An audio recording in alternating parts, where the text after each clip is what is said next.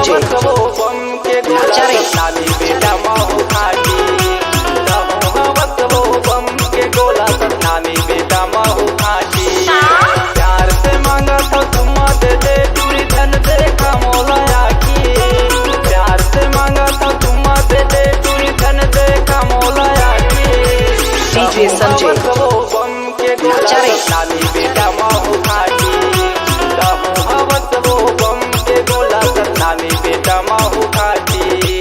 अच्छा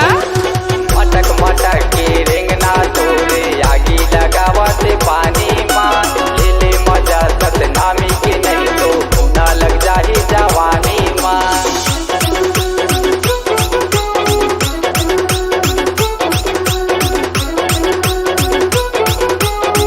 सारी भर मत दे मटक मटक के रेंगना तोरे आगी लगावा से पानी माँ ले ले मजा सतनामी के नहीं तो ना लग जाही जवानी माँ एक बार दिल से तहा मोला टूरी जुड़ा जाही मोर खाती एक बार दिल से तहा मोला टूरी जुड़ा जाही मोर खाती डीजे संजय वो बम के आचार्य नानी बेटा महू खाटी हवत वो बम के गोला नानी बेटा महू खाटी सारी भर मत दे हे मौका तोला रे रानी फोकट धन गवाना हो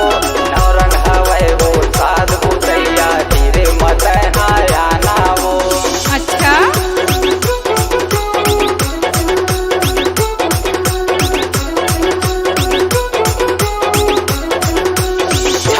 हे मौका तोला रे रानी फोकट धन गवाना हो नौरंग हवै वो साध बुतैया धीरे मत आयाना हो गेली जिलाला घुमा दे हो टूरी कही दे न तहा हाजी कमर दादी लाला घुमा दे हो टूरी कही दे न तहा हाजी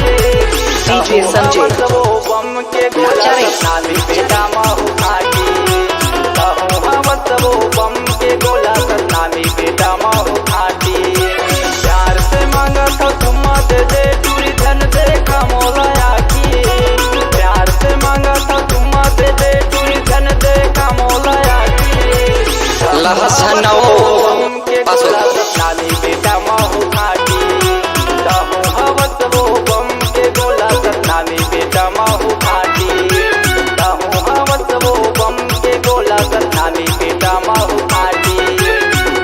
हवत वो बम के गोला नानी बेटा महू खाटी